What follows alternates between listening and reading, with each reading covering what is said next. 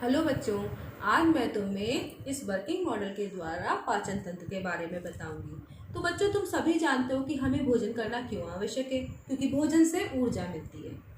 लेकिन क्या भोजन सीधे कोशिकाओं में पहुंचकर ऊर्जा प्रदान करता है? नहीं, क्योंकि भोजन में बहुत सारे अवयव होते हैं, जैसे प्रोटीन, वसा, कार्बोहाइड्रेट, खनिज लवण, विटामिन, जल। तो इनमें से जो जटिल और अघुलनशील अवयव होते हैं उन्हें कोशिका सीधे एब्जॉर्ब नहीं कर पाती। तो इन जटिल और अघुलनशील अवयवों को सरल और घुलनशील अवयवों में बदलना ही पाचन कहलाता है। ठीक है, तो पाचन समझ गए कि जटिल और अघुलनशील अवयव जो भोजन में होते हैं उनको सरल और घुलनशील अवयवों में बदलना पाचन कहलाता है। तो इसमें पाचन क्रिया में कौन कौन से अंग भाग लेते हैं? एक हमारी आहार नाल, जो कि 8 से 10 मीटर तक लंबी होती है, और हमारी पाचक ग्रंथियां।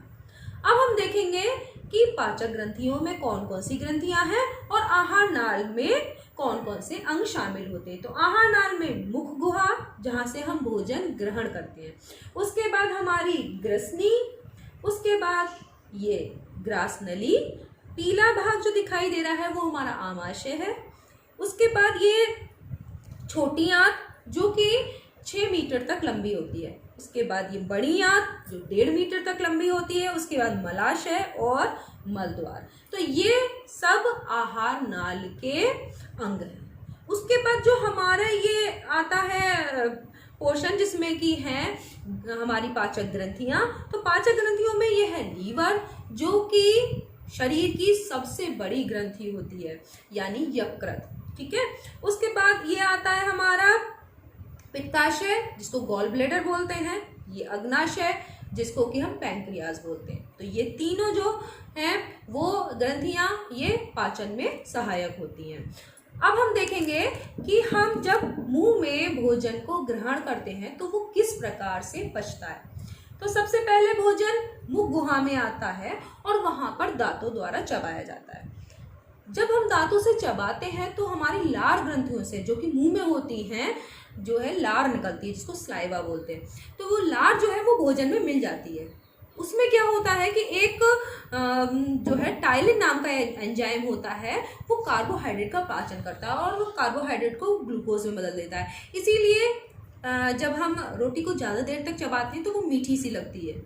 और इसी कारण से बच्चों, जब खाना खाओ तो उसे ज़्यादा चबा के खाना चाहिए, ताकि हमारे भोजन का पाचन आसानी से हो। उसके बाद जो इसमें लार होती है वो भोजन को लसलसा भी बनाती है। भोजन लसलसा होने से क्या होता है, ग्रसनी और ग्रास नली से होता है वो आसानी से आमाशय में पहुंच जाता है। आमाशय में जठर रस निकलता है, और जो जठर रस है उसमें पेप्सिन और रेनिन नाम के एंजाइम पाए जाते हैं। पेप्सिन जो होता है वो प्रोटीन को पेप्टोन में बदलता है। रेनिन दूध को फाड़ने का काम करता है, यानी दूध को दही में बदल देता है। यहाँ का जो है हाइड्रोक्लोरिक एसिड यानी HCl, वो भी होता है, इसमें मिलता है भोजन में। और वो क्या करता है कि भोजन को अम्लीय बना देता है और जीवाणुओं को नष्ट करके जो भोजन है उसको सड़ने गलने से बचाता है।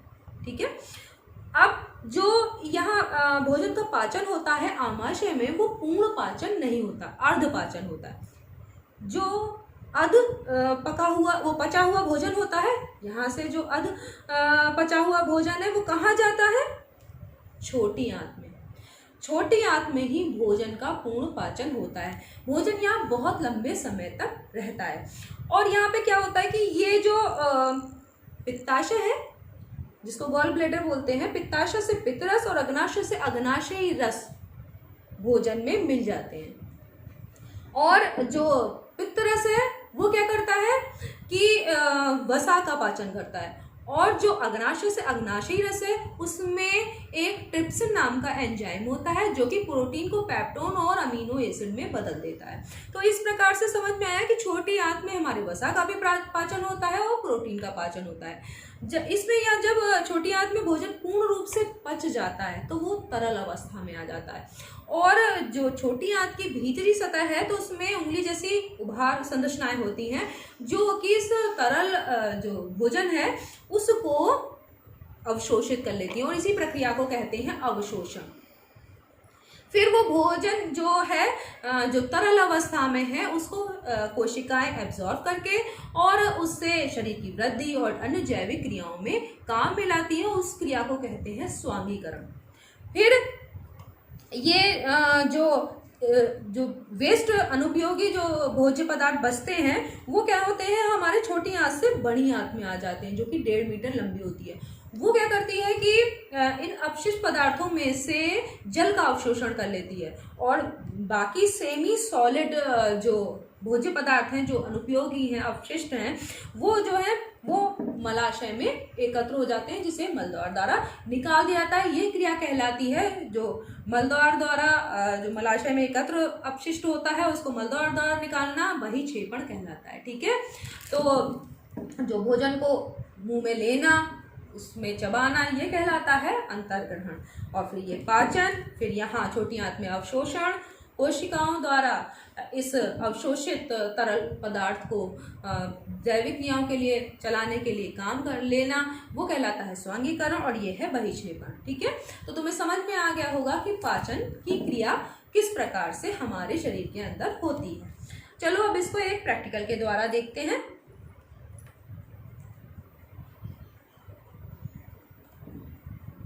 देखो किस तरह से मुंह में भोजन जाता है, उसके बाद ग्रास नली से होता हुआ, आमाशय से होता हुआ हमारे कहाँ जा रहा है, छोटी आंत में, और छोटी आंत से वो कहाँ जाएगा, बड़ी आंत में। तो ये तुम देख रहे हो,